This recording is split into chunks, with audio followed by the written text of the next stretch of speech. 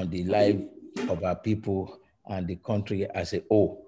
Amen. Now, having said this, let me also say that when I look at the topic, good governance, I mean, the name of the group is Good Governance Coalition. Of course, that proposes those who are actually interested in the welfare of the people and the citizen at large. Now, I do not intend to take our time in reminding of the challenges we have presently in the country. In fact, I must confess that for some of us, myself being one of them, I'm constantly challenged as to whether to give up about the state of the nation or not to give up. The reality is that a lot of people have said, and it seems so, that the country has failed. And I've tried in the past few years, almost a decade, strenuously now, trying to analyze what the problems of the country are and the way out of it. But I must confess that I have not really succeeded in actualizing what I believe are my own solutions to the challenges that the country has. Today, no job, no water, no security, no food, no light, nothing as far as I'm concerned.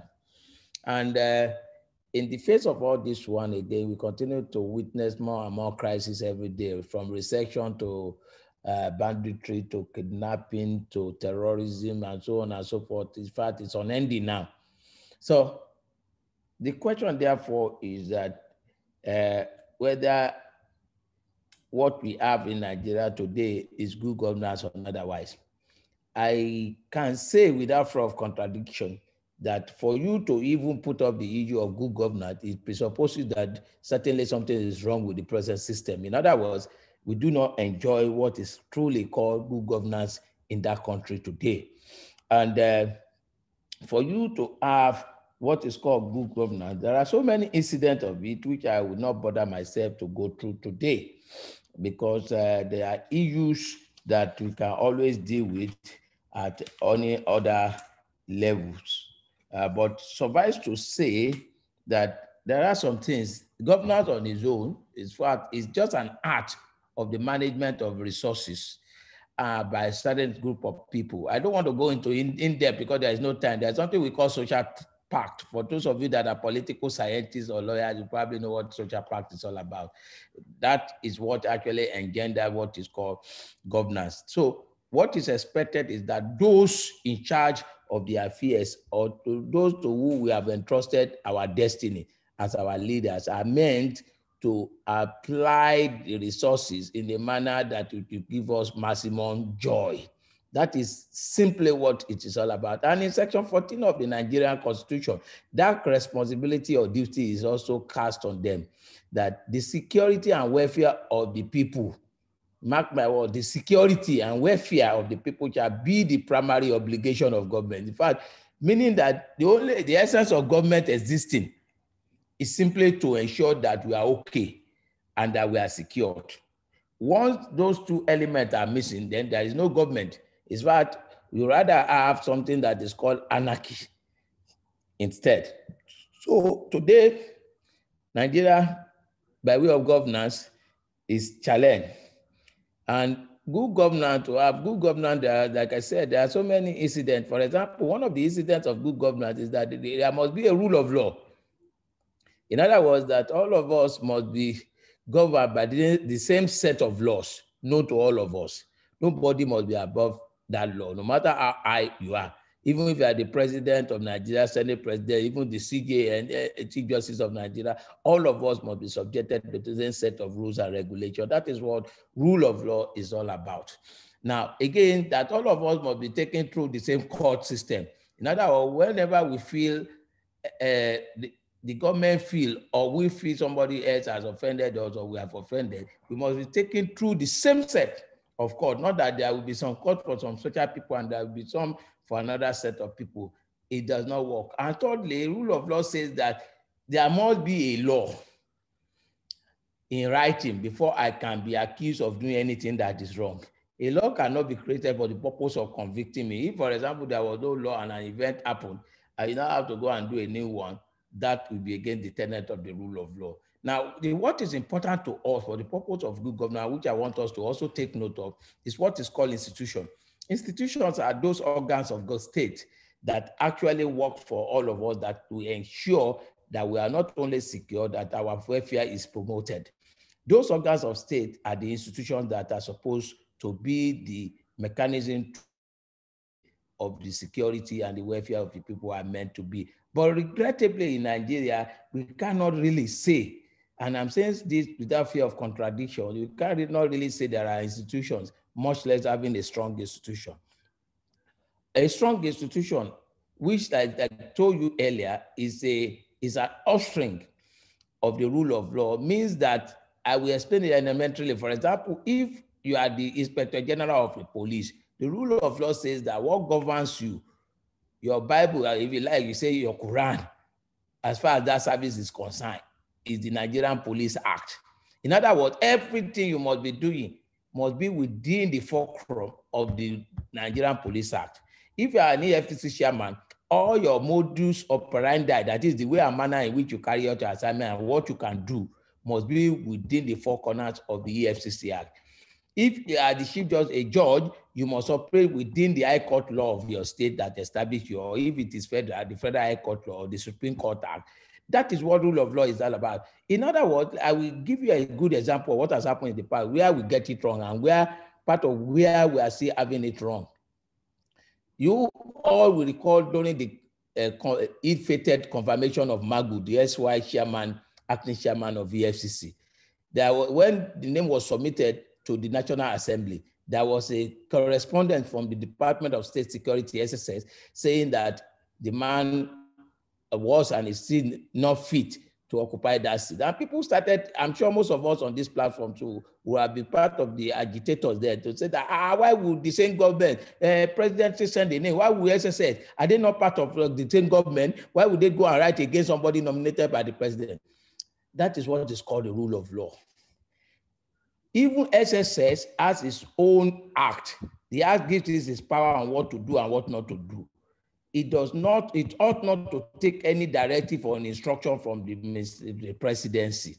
But here, because all of us, our psyche has been so much bastardized by the military incursion into our system as administration, we tend to believe that all those things must always report to the president. And the president, anybody that give that kind of a power will continue to enjoy it, continue to enjoy the same power. So what has happened in that case is typical of what will ordinarily be happening. For example, the president cannot wake up one morning and say, Inspector General of the police, go and arrest so person. He cannot. The IG can say, no, Mr. President, what has he done? You have to establish to me, you have to give me basis upon which I have to. But of course, you all know that that does not obtain in our country. Even before Mr. President talk, even if we talk against the president today, they are the first people to be there on their own volition. And these are the challenges we have in our system. So where there is lack of adherence to the rule of law, there can certainly not be what is called good governance. So what is then the alternative? The alternative to rule of law is what we are seeing today in Nigeria, witnessing.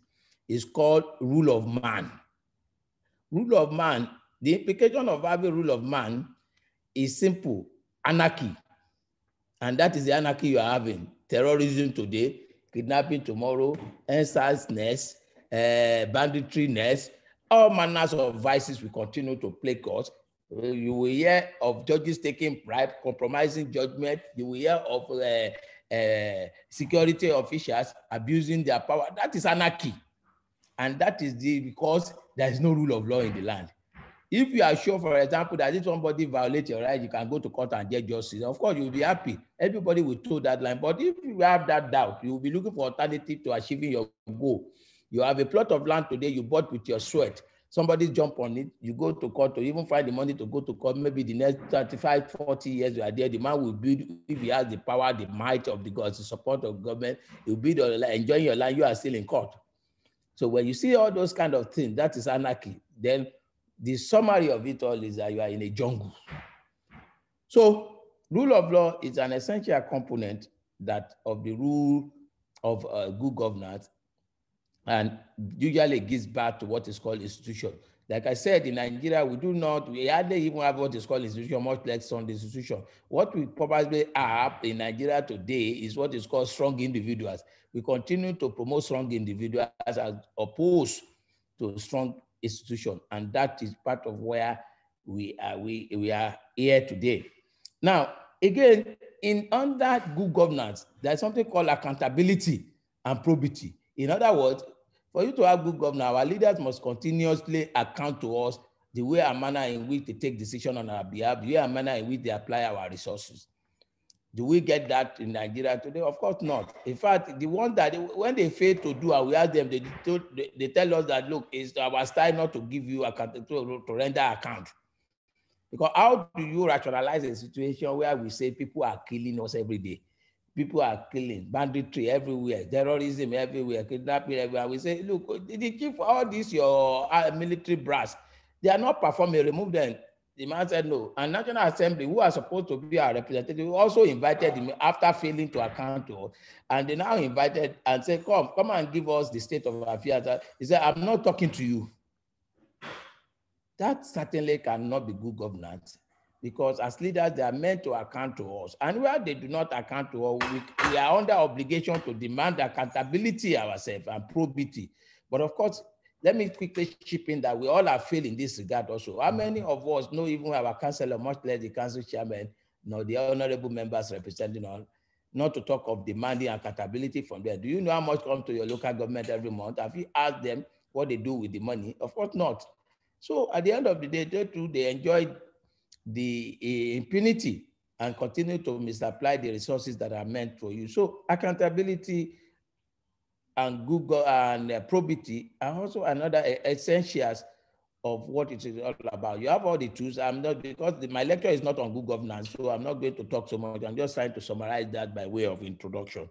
Now, again, we must have freedom of press. There is good governance, and you must have freedom to disseminate information. You must be able to impart ideas as you are imparting, and nobody must be able to shrink our right in this regard. Government itself must be responsible. You must have administration of justice that is perfect. All those ones, of course, all these and so many more that are the essentials of good governance are, in my humble view, lacking in our system. So we cannot but conclude that there is still scarcity of good governance in Nigeria today. Now, having said this, the topic I'm meant to be discussing today is stepping into governance. That is, how do you step into governance? Now, we owe ourselves so many duties here, and this is the crux of our discussion today. Firstly, you want to step into governance means there are two ways, in my very humble view, of stepping into governance. It's either you are an actor or you are a participant. How do I mean? It's either you yourself, you are contesting an election or promoting somebody by way of voting for the person into political office. Those are the two alternatives of doing so. Now, how do you step into it? One is to first convince yourself that you want to go in. That conviction is very important because it's not a fringe thing, particularly for that person. In fact, for the two of them in Nigeria, because there's something we call voters apathy. How many people vote in Nigeria today? The last presidential election in Nigeria, about 35% of the people decided how Buhari became the president. 35% of the voting population. You know, certainly you agree with me that that is appalling. So at the end of the day, people just seem to have lost interest in who governs us in that country. And out of this 35%, majority of the people that always determine, unfortunately, at this point, everybody must take on board. Now, very crucial, majority of the people who decide who leads us in Nigeria today are the uninformed, those who do not know their right from the left. The Yaloja, the Babalojas of this world, the bandits, the terrorists, the thugs, those are the people that determine who governs us. Out of, if you see a vote of 100,000, 70% of those who voted at that election, if you ask them, why did you vote for so party or so candidate? They don't know. They just say, they say, would you go? They say, would you go and vote for so party? They say, would you go and do this one? That's what you hear. And here, I want us as a group to take it on board and note it that That is part of the Aquilian task you have to discharge as a group. I will still come back to that later. So how do we now get into this system? For those who are not familiar with the political terrain or the electoral system, the first point of entry is registration.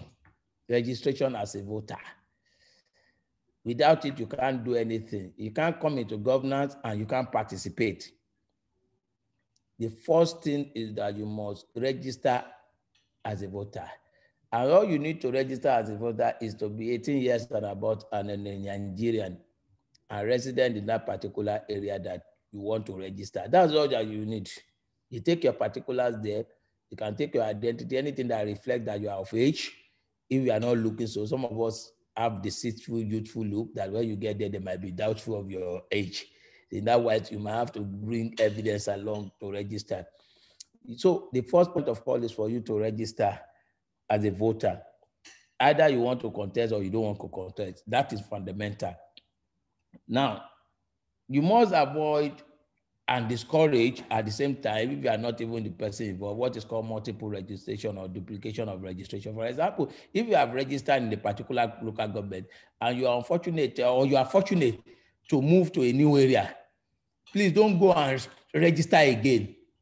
All you need to do is to apply to transfer your registration from the local government where you originally registered to the new one. Don't go. Once you go, it's criminal. It's a criminal offense for which you can be prosecuted.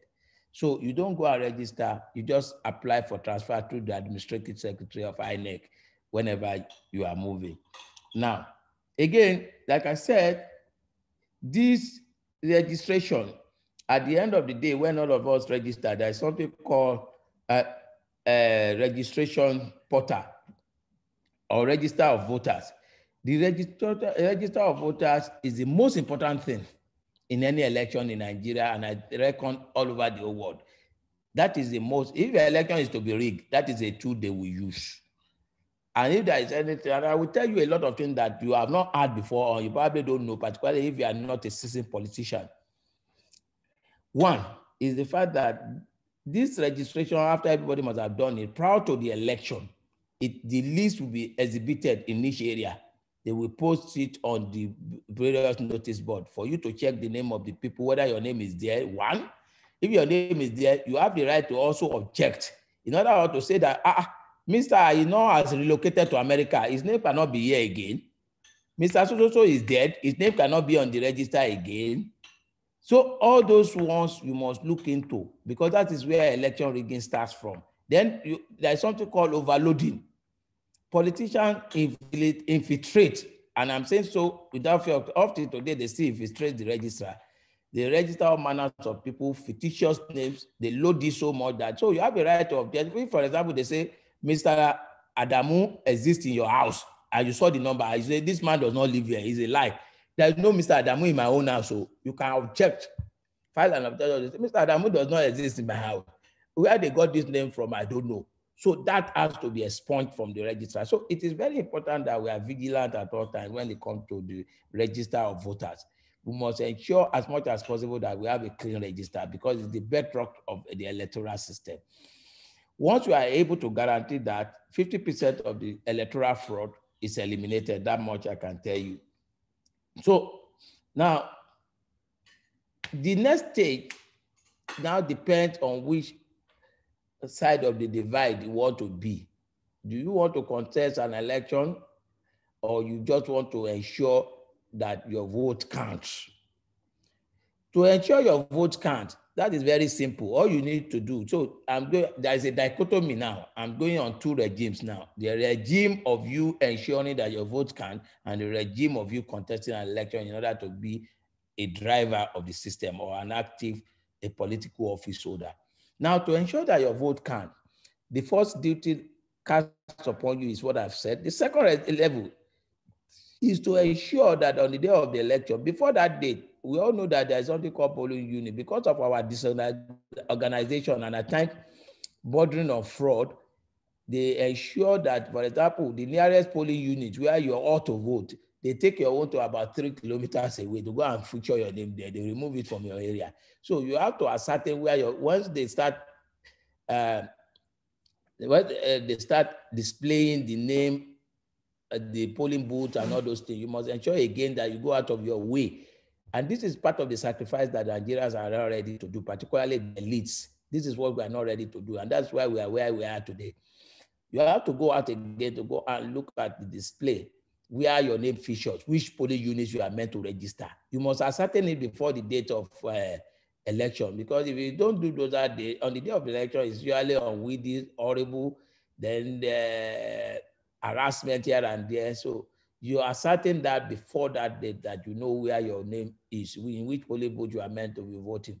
On the election date, you must be there by 8 o'clock as much as possible. Now that they have combined the system, now that you can accredit and vote at the same time. Of course, accreditation, of course, you know what it means is that they will be able to verify that you are the true holder of that voter's card. That is accreditation. So you must be re-accredited. It's when they are convinced by way of accreditation, they give you ballot papers for you to vote.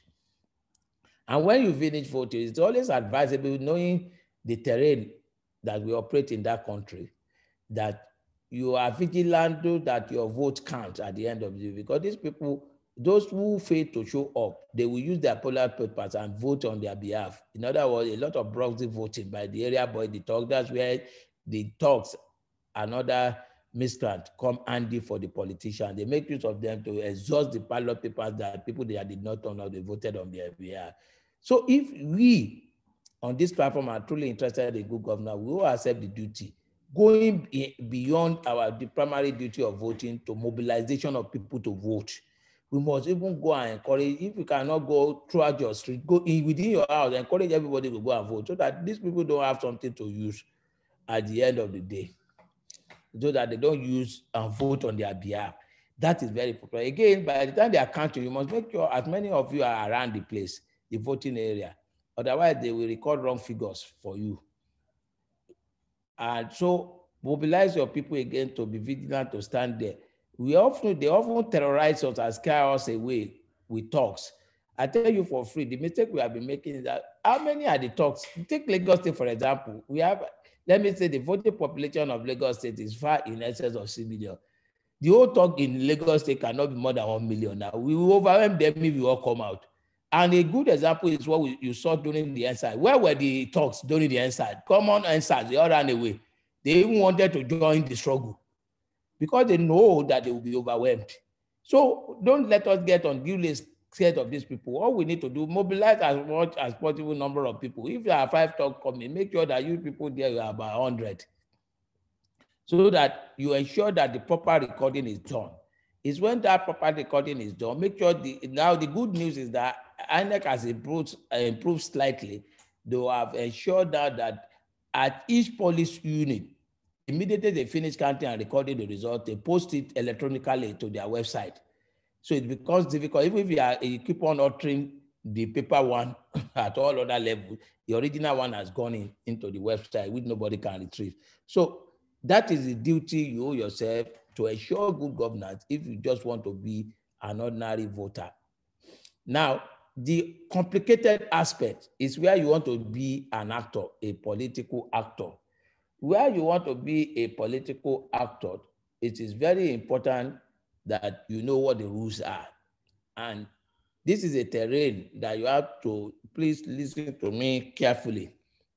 One, if by the law of Nigeria today, the Constitution of Nigeria, nobody can canvass for vote or be canvassed for except through a political party. In other words, at the law stand today, you can only contest election via any of the registered political party. There is no independent candidature under our system. Some of us have been advocating it in the last few years. We are making progress. The last time it was debated by only 1 or 2 states not voting in favor. It's on again. Let's hope that something will happen in the process. But for now, let me clearly tell you that you cannot contest any election without having a political party to go with. Now, again, how do you now go about this? The way to go about this is that you have to join a political party if you want to contest an election. The tendency on the part of most people is to go for the party in power. particularly the ruling party in that state or at the national. We have in essence over 70 parties, political parties in Nigeria that are registered today. Now, like I said, most of us tend to want to go there. There's nothing wrong in you joining those ones, but I will tell you the dangers inherent in those ones. Whereas you are going into those ones, you must be battle ready. Mark my word, you must be battle ready. In virtually all the political parties, more than 80% of them, I'm saying so without fear, are scavengers, political scavengers. There are people that are just there for whatever they can scrub. That's all that they are there for. So you are going to be meeting people who could be headed like cows anywhere and in any direction by those who are privileged to have what it takes to head them, like power, money, or material, any other material things. So you are going to have that challenge. So you must be ready. So my advice in that is that if you are going there, you must prepare yourself. Number one, you must be able to mobilize people with you that will be going to that party. You need, from my experience, about 10% of the population. When you have a 10% of the population of the political party members in that area, you probably will be able to influence greater number of them. So your first responsibility joining the such party is that you are going to be more carrying out what I consider to be political or civic education, political education mainly, telling them why they must do things right.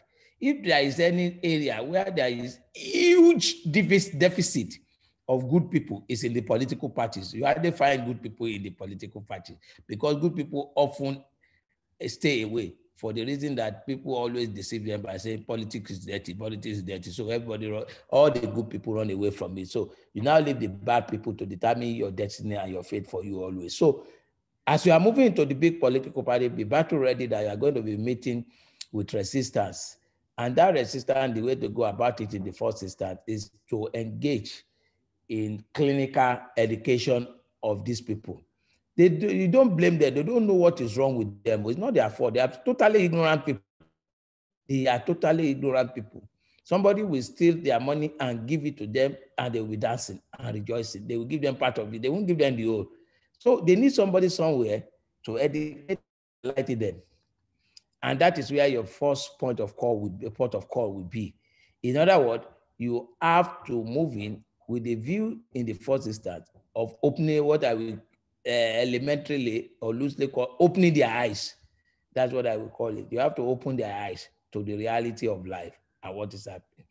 In other words, let them know that the decision they take within that political party will ultimately be responsible for their entire life and the life of their children and generation yet unborn. If they end up with foolish people or charlatans, they will repeat. Or if they do otherwise, they will get good governance.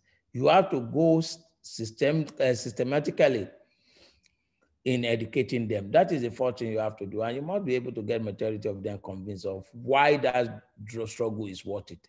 I often call it indoctrination. You have to be able to indoctrinate them, to let them see that, look, we are here to reform the system.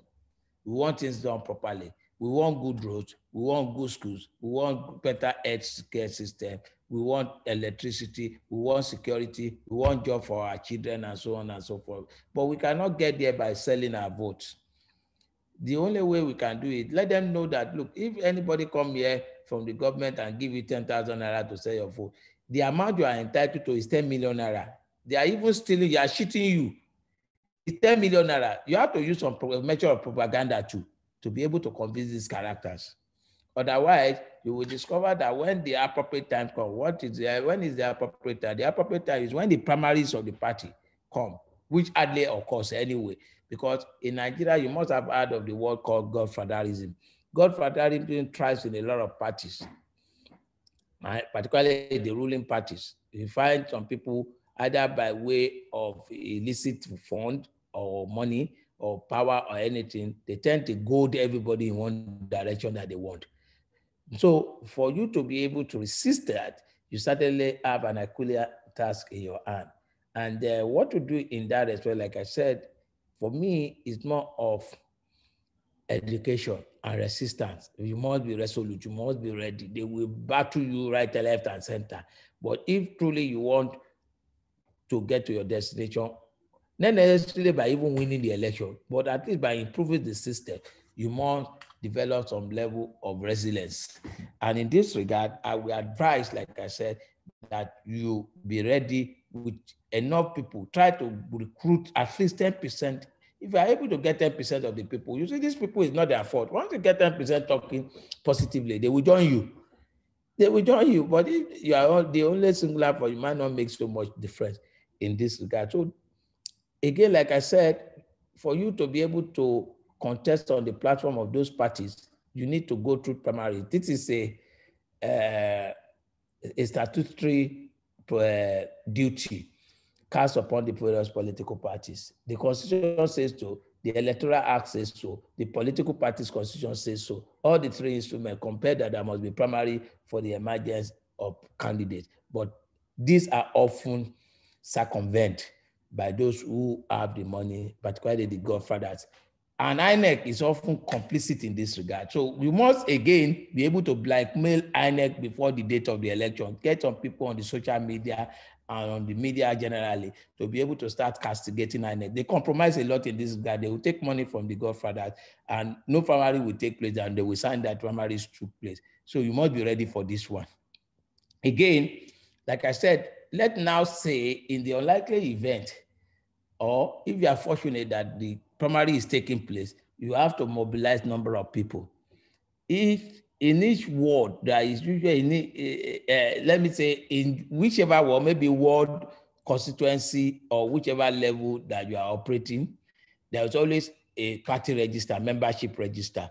I must tell you that there is no integrity in such register.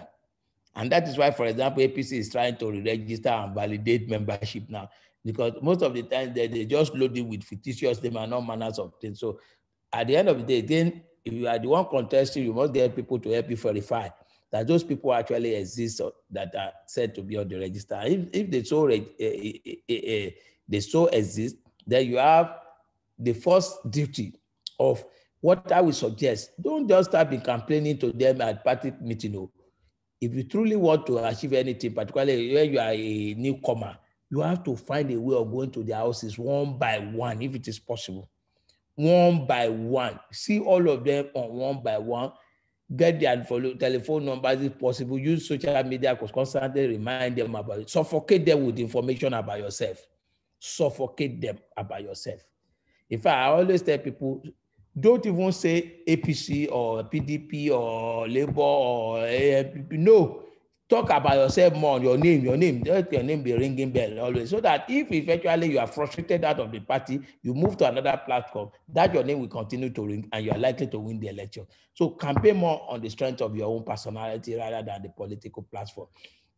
Let me tell you clearly, again, that there is no political party in Nigeria. Let us stop deceiving ourselves. The best you can say, you call them cut and paste political party. If you look at their constitution and their manifesto, virtually all of them are the same thing. I can tell you from my experience. So no ideology. That is why you can see them jumping from one party to the other every day. Somebody will be in APC today. He will move to PDP tomorrow. From there, he moves to Labour next tomorrow. Because you know that all what we call political parties in Nigeria today are just ordinary political platform. They are platform to contest election, nothing else. No ideology, no position. So that is very important for us to take note of. But whatever it is what you are contesting, you still have to use any of those platforms. So if you go there, now that is for the big political party. If you are able to convince majority of them to vote for you. Now, there are two ways of voting in each political parties by the Constitution. This is also uniform among all the political parties. It's either the primary election is conducted directly or indirectly. By directly, it means that all the party members will vote to determine who the candidate of that party will be. But there is something called indirect. Indirect is more complicated, but they don't, I must confess to you, practically they don't respect it. Only PDP, APC, ACN, all those ones that I've had preferred, they have never respected those rules. But PDP, to a large extent, I must confess to you, they tend as much as possible to respect it. Indirect election means that the generality of the party members will first go and vote for delegates. They will go and vote for delegates, maybe 5-5 or 7-7. They will first go and vote for delegates. The delegate will not be the people that will ultimately vote for those who will be the candidate. That is what is called indirect. But in most other parties like APC, I recall what they always do is to take an illegal way out. They can wake up one morning and say, okay, all the principal executive members of the party will be the delegates, which is wrong. It's unconstitutional, but because people have not been challenging them, they've been getting away with it. It's very wrong. They just say chairman, treasurer, secretary, woman leader, youth leader, 5-5 like that. Go, they will be the people to no. That is not what the constitution said or the party constitution says. It says that you must first go and elect people who will now constitute the electoral college to determine candidate. So those are the two ways in which you can contest the primary, or the primaries of a party can be conducted under the Nigerian laws. Now, again, I now go to the issue of the fact that if you are, but before I even move to that, let me talk about the reality that for me, from my personal opinion, if I have to advise, I will advise that if you want to contest, for example, House of Assembly in, say, 2023 now, your work must, you are already behind time somehow. So you have to double effort if you want to. If you have an intention, you have to start now. How do I mean? You have to wake up now. If you are going through the political system or the established political, I told you what you need to do. You have to visit house by house those members of the political party. But if you are going to a party that is relatively unknown, which I will advocate these days, unknown political party or with people of strength and character, that one you have more work to do. And the work is that if we are going for House of Assembly, you know the boundary of your constituency. Endeavor to go to each house in your constituency one by one before the election, at least once. In the process, get maybe about 5 of you are going get registered along with you. You'll be writing the name of those people who are sold out to you. Don't believe in the politicians, oh, they are the most useless set of people, though. But I tell you, for every one politician, there is 1,000 people out there that are eligible to vote on the day of the election. So for them, if you are able to get 100 of that 1,000, you have won the election. So what I'm saying in essence is that if you are contesting under an unknown party, go, like I said, with your name, and you have to visit each house to start with, letting them see the reason why you want to come in out, exhibiting your innocence and your genuineness to them. Let them know you on one-on-one. Get their contact. I can tell you for free, in the process, you will even find some people that will be willing to support you financially, that will say, look, Omoy, I will support you. Get my number. So you take the numbers like that. You go house by house. When you finish house by house, then you go to the next level. Groups. Organizer association, when they are meeting, during their meeting in your constituency all over, mechanical association, you have to go there. Nigerian Medical Association, Lawyers Association, all of them like that. You start going. Just keep on going. It's a lot of work. But I tell you for free, you will overwhelm even a political party that is established in the state at the end of the day. You'll be too shocked because by the time they are ready, initially they won't take you serious. They will regard you as a clown or a comedian. But by the time you have done all those, your own work, it's strenuous, I must say, it's strenuous, you will discover that no matter how much they pull out at the last moment, they will fail. But it requires a lot of hard work and sacrifice. But that is the surest way. Because the other one, even if you win the primary, the Godfather can remove your name. And at the end of it, you might not be able to contest it, the remover, because you do not have the wherewithal. So it is very important and instructive that if you want to do, then you have to sell your personality and move out and get people of like mind who will work with you to do this work. Now, I've spoken about the primary and the need to also castigate, blackmail. Mark my word, I'm using them consciously, blackmail INEC, because they compromise a lot, so that you don't get them, you don't allow them to compromise your ambition for you with the Godfather. Now, again, let me also say, if you are not even contesting election, but you decide to join a political party, you always have the best of duty to ensure that the duty to ensure that the best candidate emerges in your political party.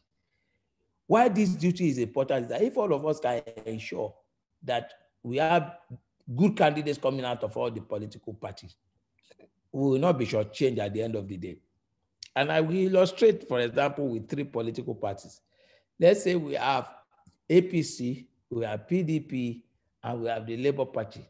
If you have those 3 political parties and you are lackadaisical or indifferent or passive in the affairs of those political parties, though you are a member, and at the end of the day, maybe APC, as usual, come out with one charlatan.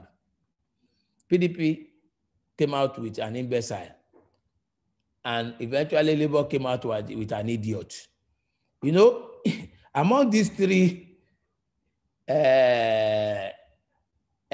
people of no repute, you have eventually at general election to vote one. So you have shortchanged yourself. But if you are able to ensure that the 3 of them bring out good candidates, even if the election is rigged, you won't be shortchanged because you will still be able to get your desire, which is good governance. But if you are unable to ensure that the best product comes out of all the political platforms, then we are in a very bad shape. So I will always encourage that whichever platform we find ourselves, we must fight for the emergence of the best candidate on that platform. Now, again, for those of us that are not even contesting, and for those that are contesting, there is one aspect I also want to draw their attention. There are some people I call the vulnerable. They need not only political education, they need protection. And except we can guarantee their protection, we continue to have bad governance. Because let me tell you, which I want you to quote me and quote me and quote me. You can never have good governance without credible leaders. And you can never have credible leaders without a credible election. So that's the way it flows. So for you to know the task before you, if you are looking for good governance. So who are these vulnerable? I will give you one example of them, the market men and women. If you are not used to them before, I'm telling you what happens to them. Those people, because of survivor, the local government chairman, the councillor goes to them and say, look, they said, Iyaloja or Babaloja, whichever one of them, tell your people on the day of the election, they are not going no more. They are sleeping in the market till the next day to vote for our party. Those people don't have a choice. They will sleep in the open air. I tell you painfully, some of them in the process, they will catch pneumonia and die as a result. Some will catch one infection or the other. They will die as a result of, because once the election is over next day, they don't come back to them until on the next day, next 4 years of the election. Nobody comes to their attention. Nobody. Number one, they sap their free will to choose who they want. 2, they expose them to the danger, the inclement weather, and at the end of the day, inflict pain on these people. But because they want to survive, they don't have a choice. They sleep in the open market. Mosquitoes bite them all over. The wind blows them all over the whole place. At the end of the day, they lose everything that is called iman. They lose their dignity.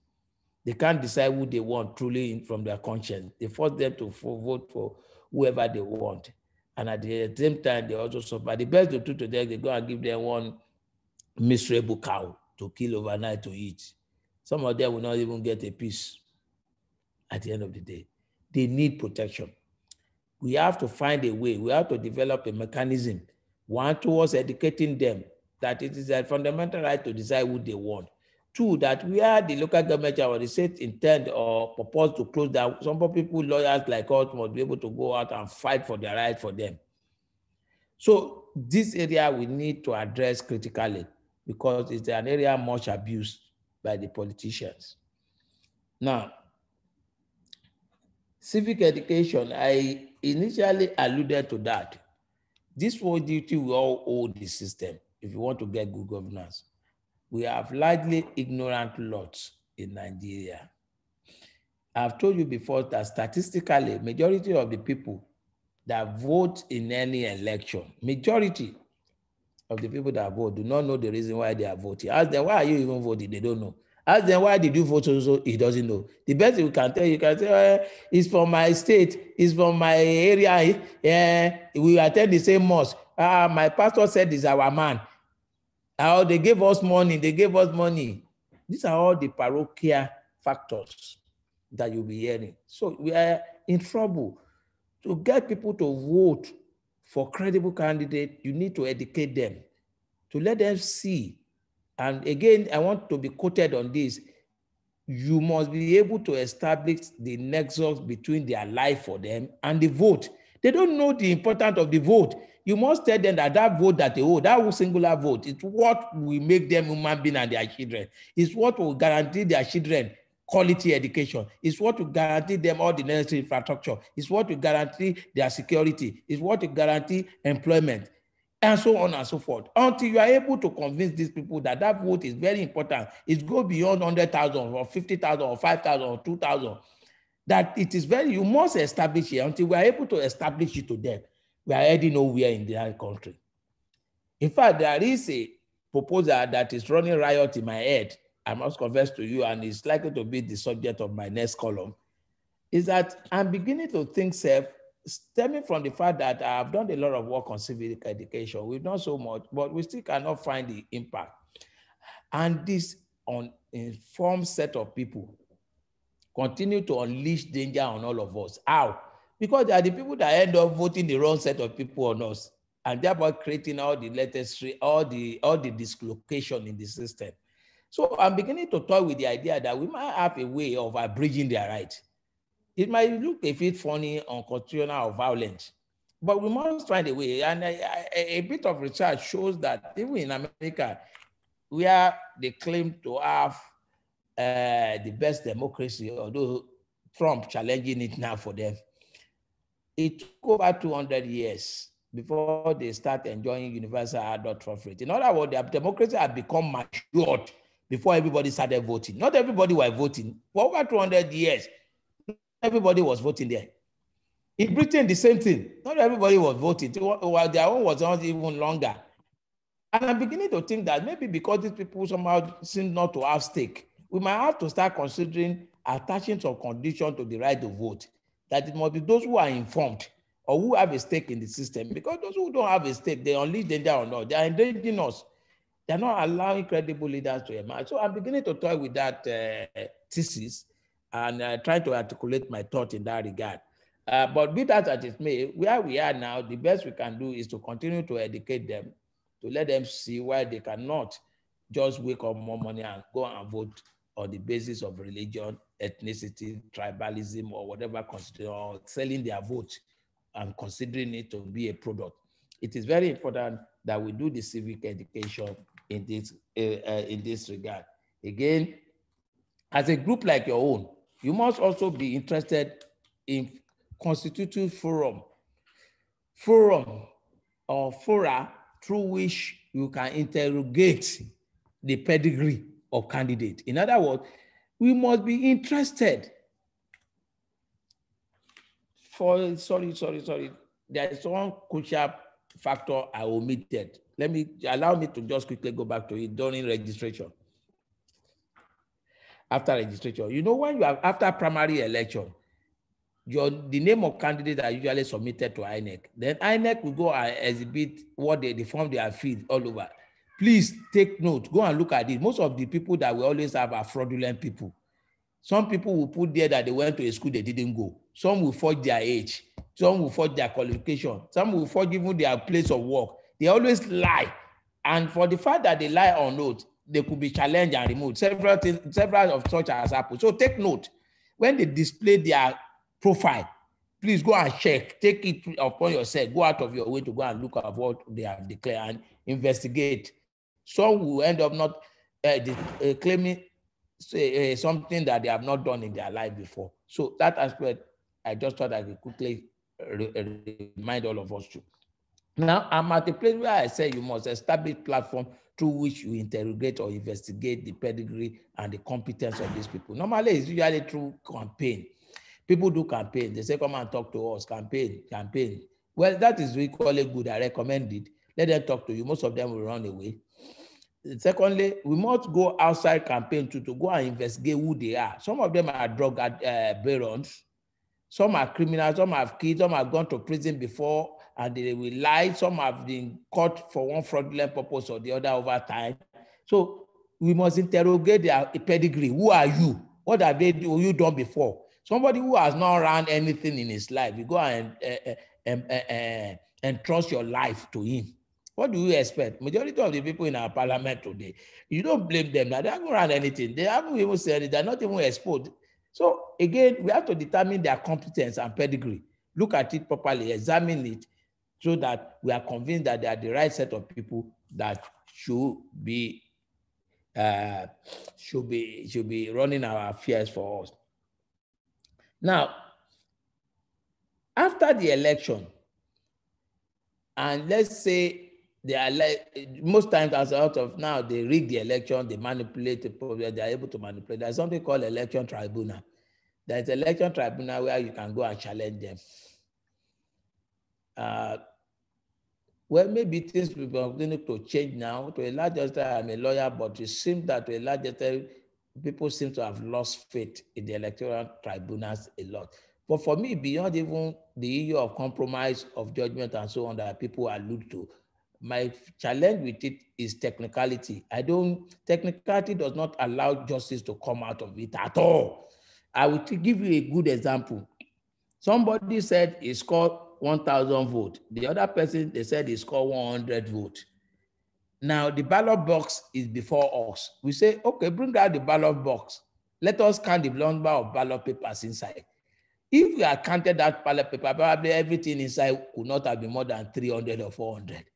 But for technically, they might say, hey, he didn't certify. The notice he ought to serve was not within time. So at the end of the day, they will end up not counting. Whereas if you have counted, you will discover that truly all the ballot papers inside the box, it's just simply 400 as opposed to 1,100 they have claimed. So the technical aspect of it is what, in my own view, even needs to be reviewed. I've been saying that for those who are lawyers, we should start also thinking about applying the jury system, less of technicalities in electoral justice.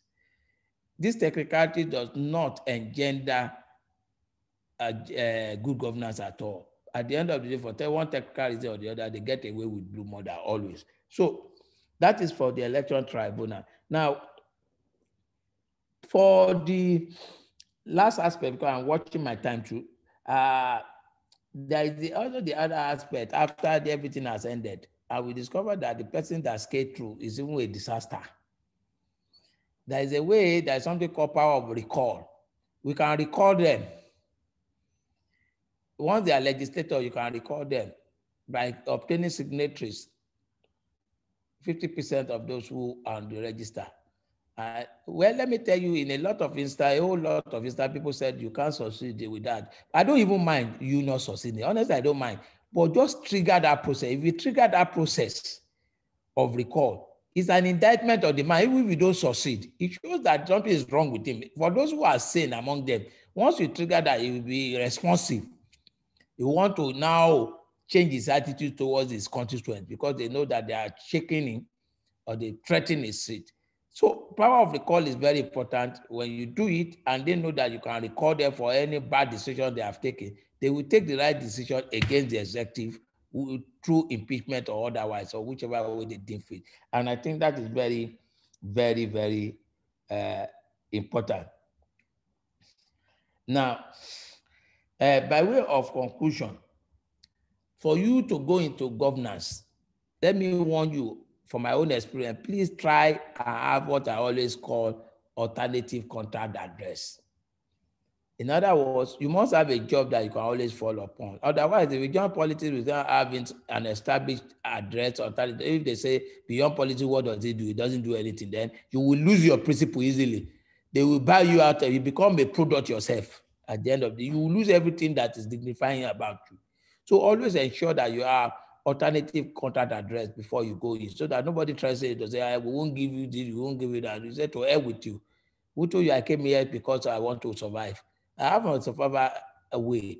I only came here because of good governance. That is very, very pertinent for us to note and to go with.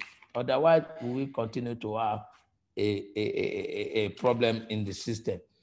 So finally, distinguished ladies and gentlemen, sisters and brothers, I am of the view also that the step you are taking is very, very good. I will continue to fail. If all of us fail to take this kind of a step and get interested in good governance, at the end of the day, we are all collectively endangered. We have seen it before. Most of you might not notice it. During the last NSAS, it was not about you being a rich man. No. People don't want to know where you got your money from, whether you were hardworking or not.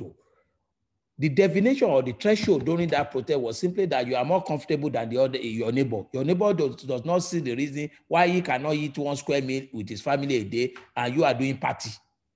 Even if you have derived your money from a legitimate source, as far as it's concerned, it feels cheated. So the comfort threshold was what they used. So, and the same thing they will apply eventually if anything like that happened, or the day there will be civil revolt generally in that country, if something is not done as a matter of urgency to tame the drift of the nation.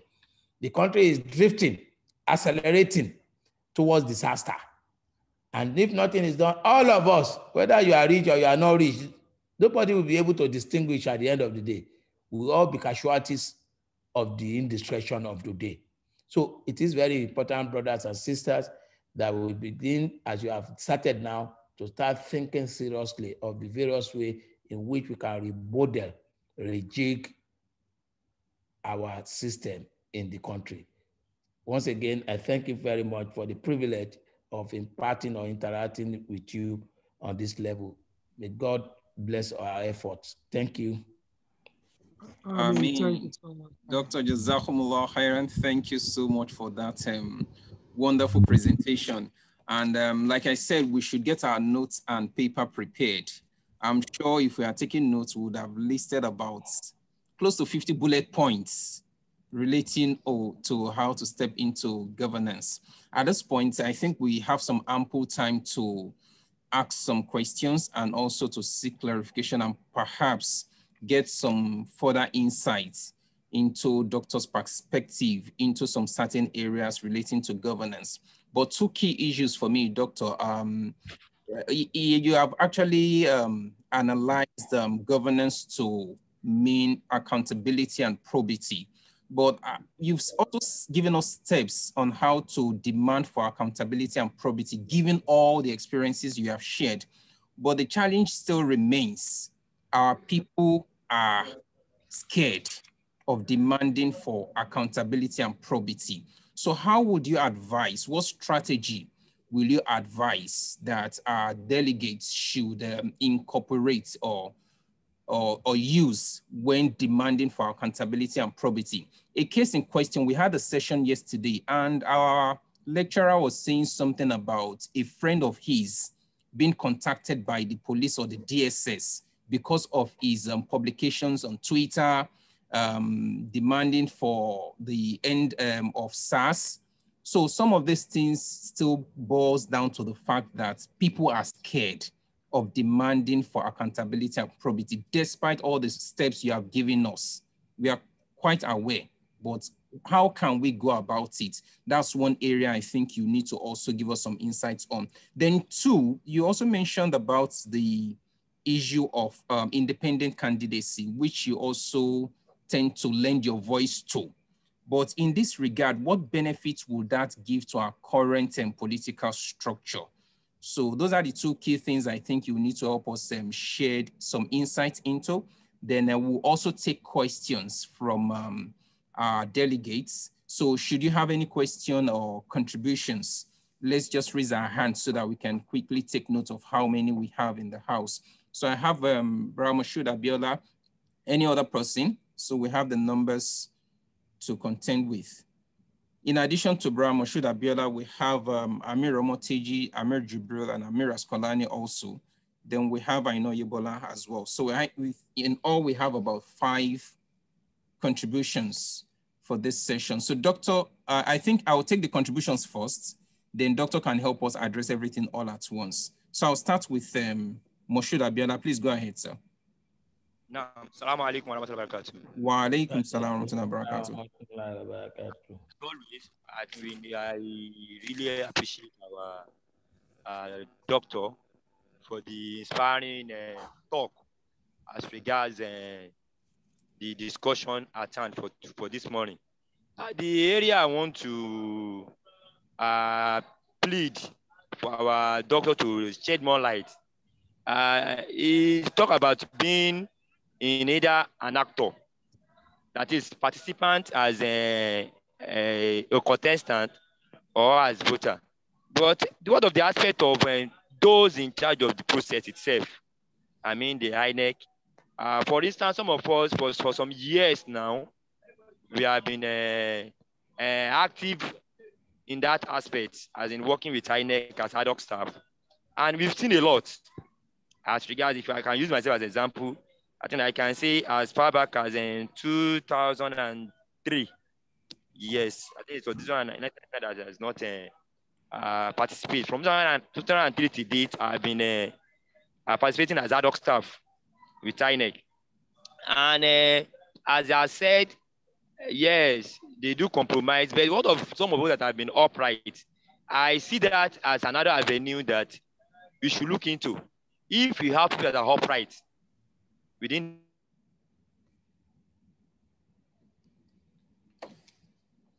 Okay, I think we lost our delegates there, but I think the summary of what is trying to present is what about the role of umpires?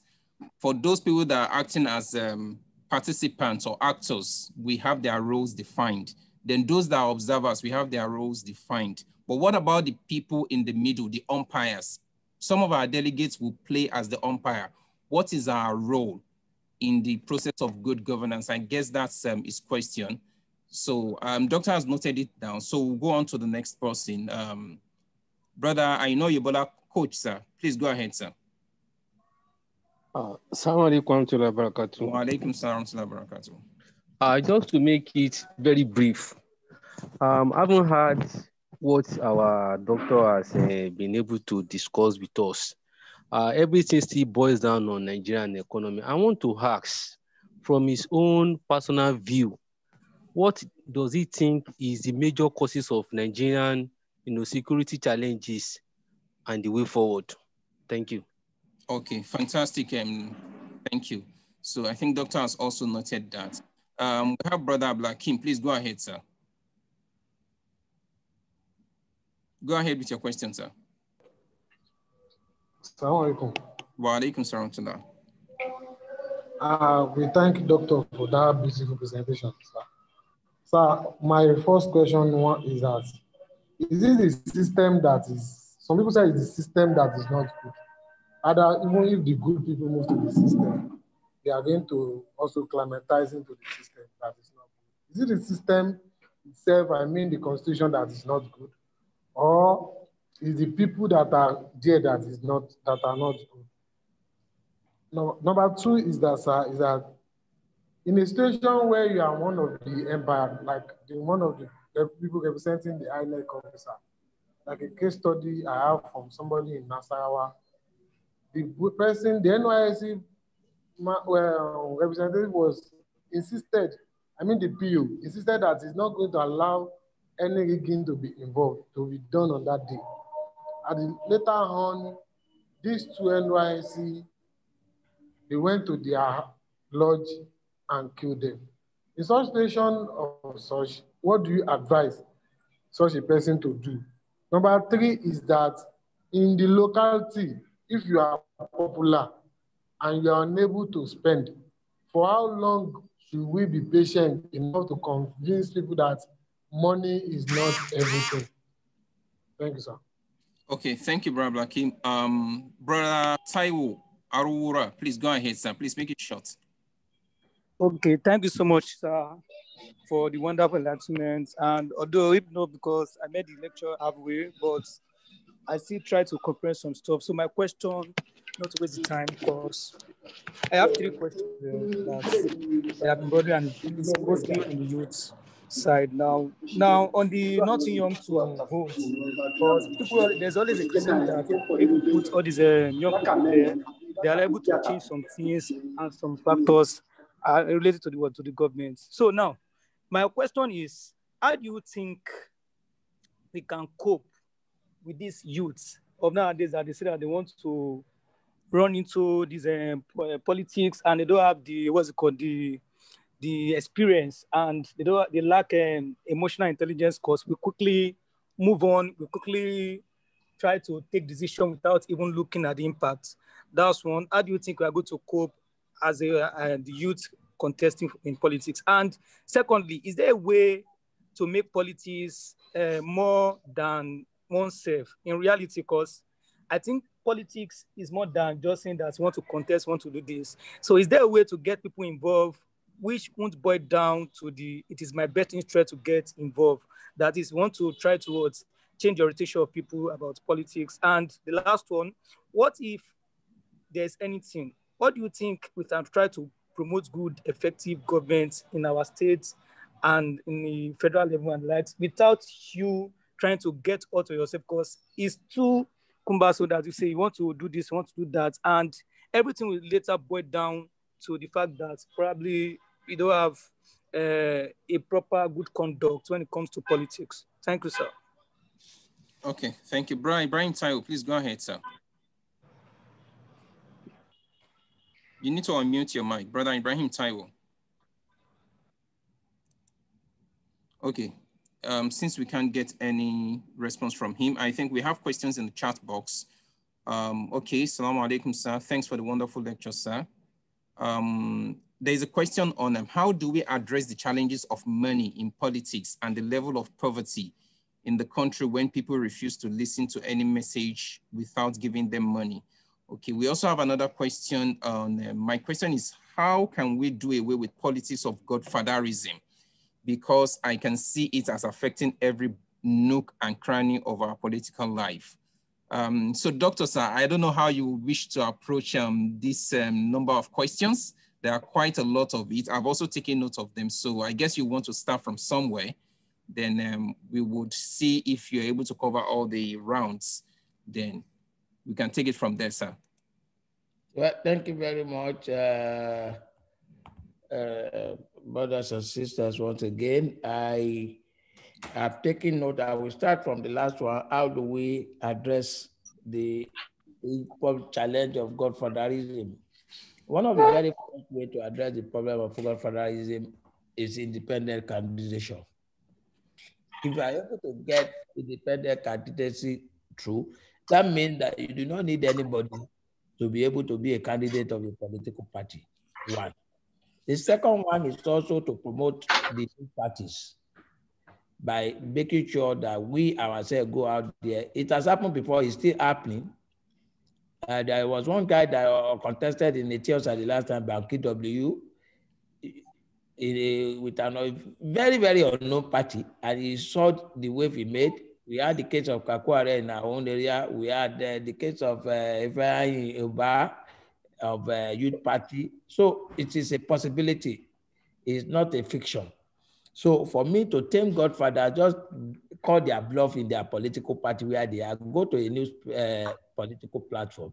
And like I said to you, all you need to do is that you're going to spend a lot of time and sacrifice. It takes a lot of pain. You must be ready to sacrifice all that it takes. And it's essentially about you conversing with people on one-to-one, going around the open and not relying on the feigned glory of the political party, the ruling political party. That is the way to tame godfatherism. We just must be out there. But if you must, like I said in my earlier remark, operate within the ruling party, then you must be ready to get a number of people convinced to resist the interference of the godfathers. You must be ready with everything. You must be, they will harass you with detention, harass you with money, harass you with talk, but you must be resolute to say if this is what it takes to change the system and really how to change the system. So it's not a joke. That is why it is important, as we are talking today, this talk, we talk forever. The resolution at the end of this deliberation must be, how do we actualize our dream? And the way to actualize our dream, if I may say so from the beginning, is that beyond what we are doing now, you must get yourself. If it is only one constituency or one local government, you can all of you collectively descend on and start civic education on people generally. It can make some impact than even just holding seminars and seminars and seminars. So for me, that is one of the ways to deal with the godfathers.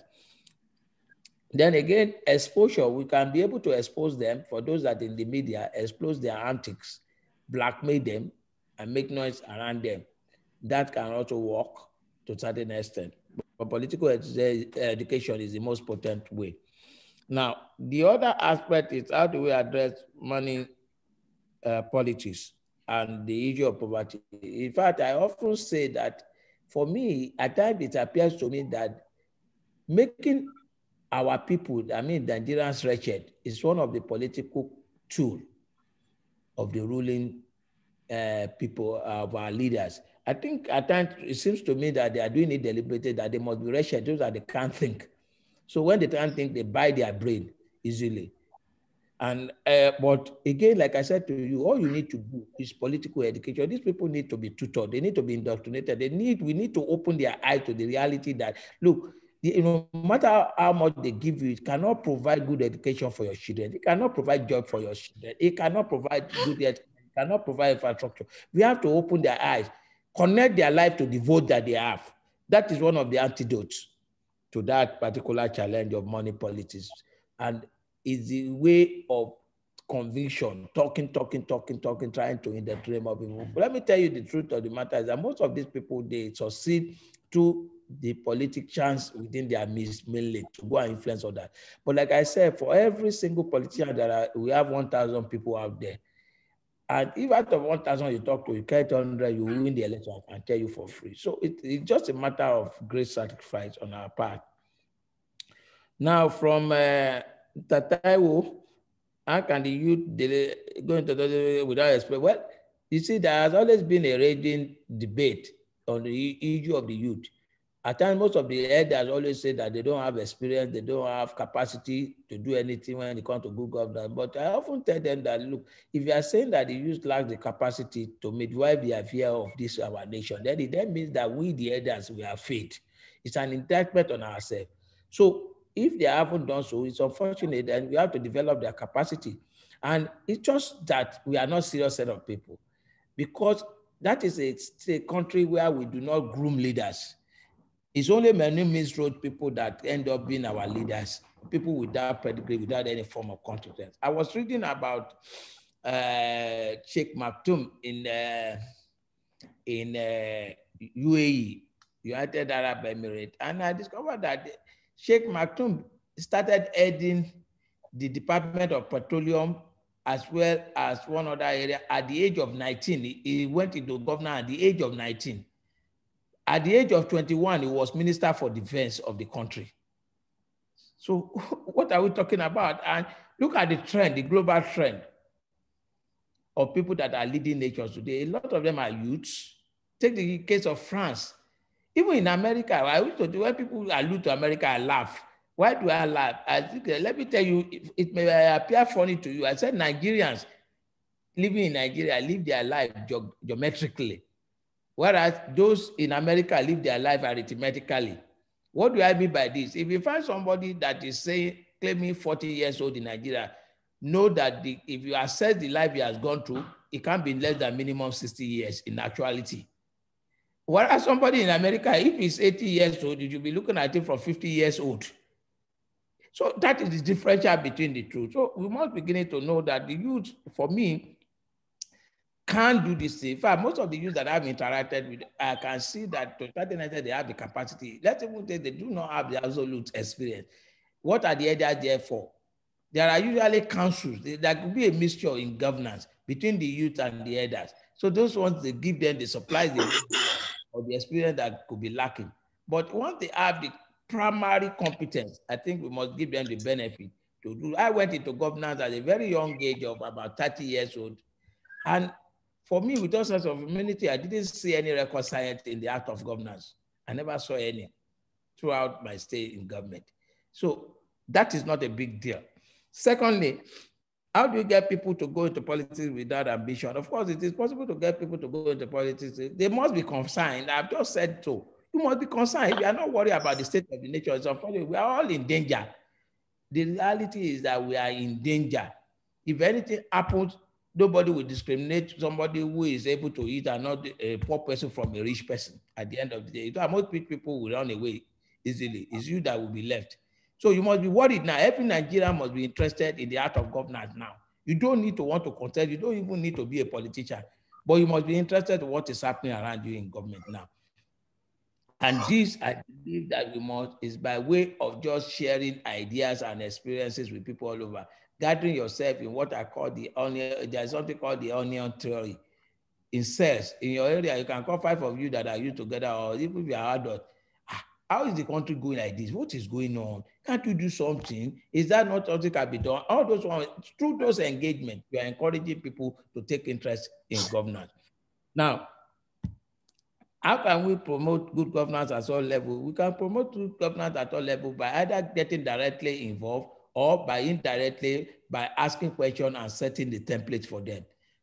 Write about them, demand accountability, demand probity, talk about it. If you are even the timid one, write about suggestions, write in the newspaper, write it on the Twitter, write. You have social media now, a potent tool.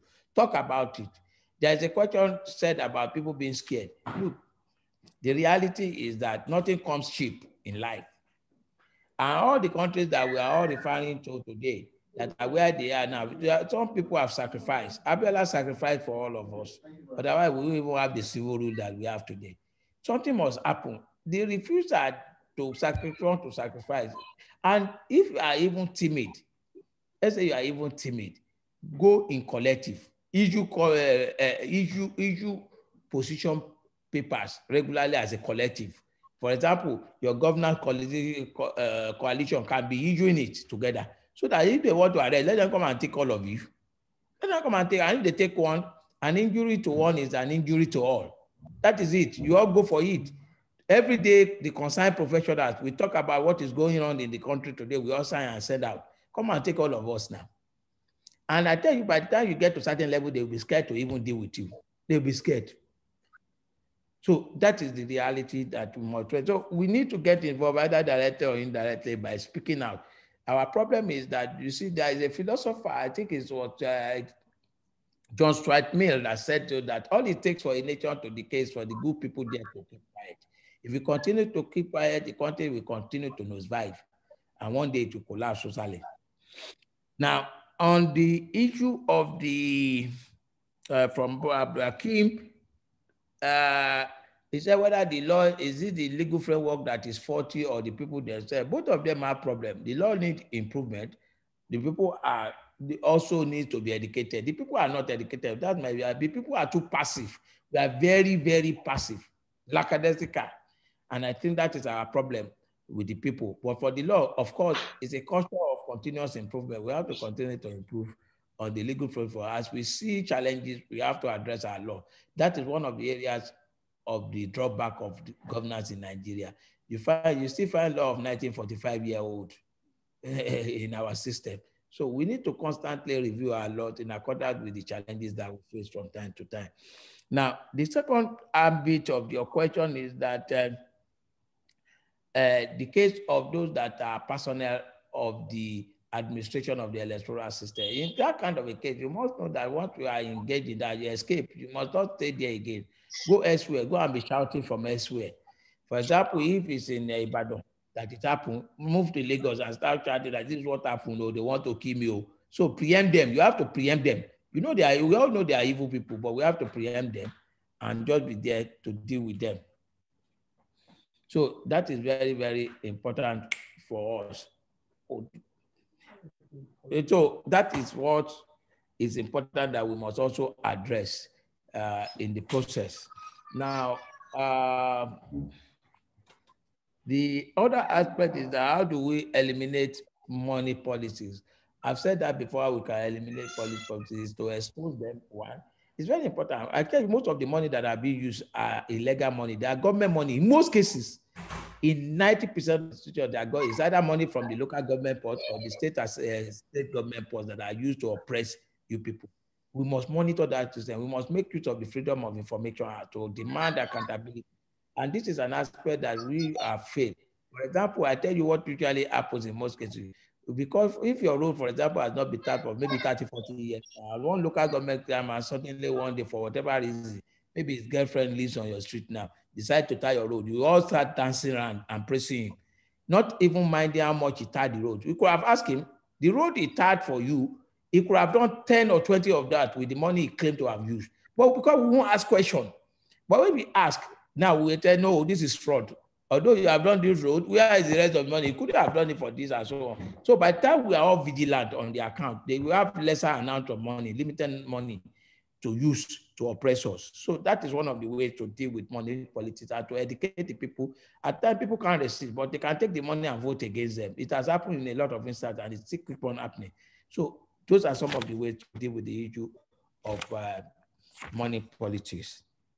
Now, the security challenge and the solution, there are so many. You see, I wrote a paper, I have a column in the Sun that I've been writing every Thursday, the back column of Sun newspaper in the last 2 years. And the last 2 episodes that I wrote is about security and the problems and the solution. Last week, Thursday, and the Thursday before, taming insecurity in Nigeria, part 1 and 2. And there are so many issues. Poverty is part of it. Incompetence, lack of logistics and equipment,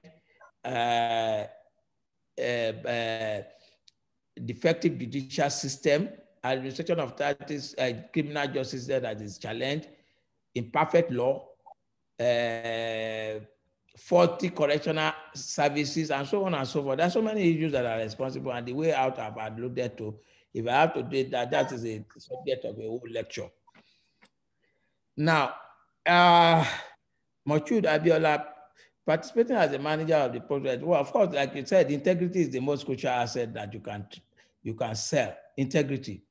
All the people in that circle are meant to be to have integrity. But where you and I come in again is to encourage, because all these people are not ghosts. They are our relatives, they are our friends.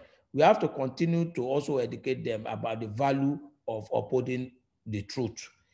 Let them see the consequence of compromising the system through them. If they compromise to them, what are the challenges? The challenges are what we are seeing. Their relatives themselves, they don't have job. There is no road again for us to pass. There is no water, no health care, no security, no food. These are the consequences. Let them know those two are the appetite to do that they themselves can be upright in the process. And that is the duty that we owe in that regard. Now, on the independent candidacy, the usefulness of it, like I said, is one of the veritable way of dealing with godfatherism. And the second aspect of it is that it ensures that due process is followed in the various political parties. Because once people see that there is surplus supply as opposed to demand, they will relax. They will try to do what is right always. That is the essence of having the capital, because you know that I can say, well, with your party, I'm going to win the election on my name, on my strength, on my character, on my pedigree. At that point in time, then you go for that reason in the project. So independence is a very potent tool in that regard. Now, lastly, on the issue of accountability, of course, you said that the people, you see, threat. The reality of the matter is that there will always be a threat. Don't allow people to continue. They are human beings like you. And as Muslims, we all know that the day you are destined to die, the manner of death, everything are already settled. You are just wasting your time. You are thinking that you can find a way around it. If God says you are not going to die in the hand of anybody, no assassin can kill you. And you are going to, even if you sleep in your bedroom, one thing will trigger it and you will die. So first thing is that our iman must be very strong. We must be resolute. We must believe in Allah. In fact, a Muslim is expected, for example, to frequently remember death with fun. Always. If you do that one, there was this girl, I listened to the video of Aisha Yusuf, and when they said they were going to kill his children, she said, go and kill them now. That means that's what God wants. It's not a lie, why not a lie, Jehovah? Finish. So getting threatened by our fellow human beings takes us nowhere. We will die the day we will die. We have seen people sitting down watching TV and dying. Death is not a function of age, nor is it a function of ailment. It is that we are living today is a matter of grace. So if you understand the mechanism behind death, and the perspective of a Muslim, you will not be threatened by any human being. And I tell you one thing, it's not like a story of a bully. If a person that is a bully bullies you, bully him back. It will step back, I can tell you. But if you run away, it will continue to bully you till you enter depression if you are not careful. So those are my various responses to those questions. Thank you very much. Doctor, that was awesome. Jazakumullah khairan. Thank you so much. You've really done a lot of extensive explanations on the topic, and I'm sure our delegates have really gotten a lot of insight into your experience. It's really a Ghan's perspective. It was loaded, and we've learned a lot of lessons from that. But I would also like to call some of our top delegates to also give some contributions. I'll call on Amir Omoteji to give 1 or 2 comments on this presentation. Amir Omoteji, sir. You need to unmute yourself. Assalamu alaikum wa rahmatullahi wa barakatuh. I want to join in thanking Dr. Moiz Badre for the beautiful presentation.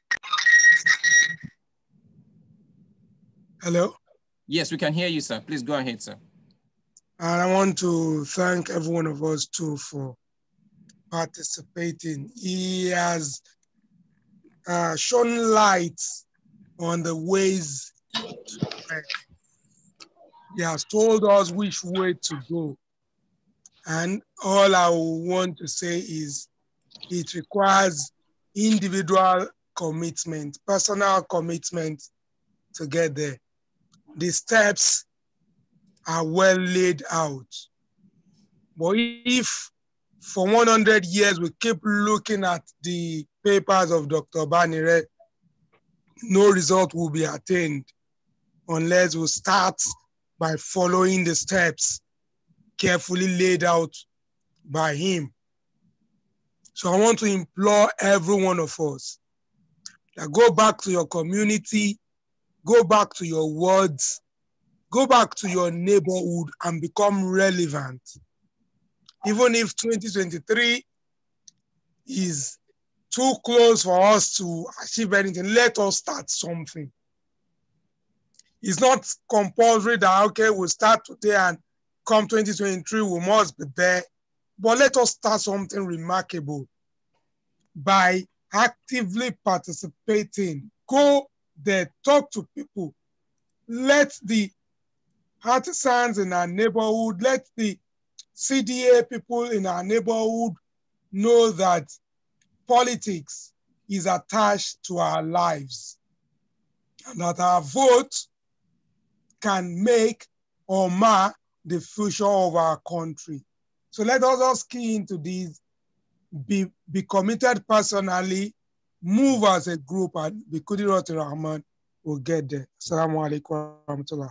Wa alaikum salam wa rahmatullah wa barakatuh. Thank you so much, Amir Omoteji. Then on this note, we are about rounding off, but we'll call in Amir Jibril Folami to help us close the session.